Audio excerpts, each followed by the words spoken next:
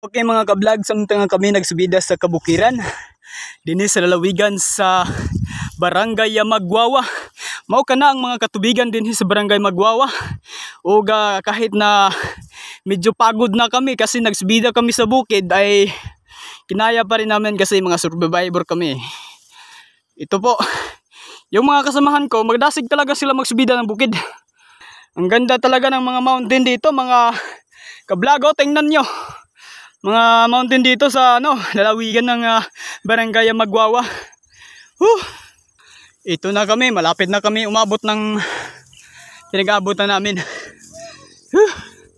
Kapoy talaga. Ito po ang bahay ng insan ko, walang tao dito. At ito po din na yung bahay ng insan ko, may mga tao dito, mga bata. Iwan ko kung nandito pa ang may-ari. Nakita niyo yung bahay doon sa malayo.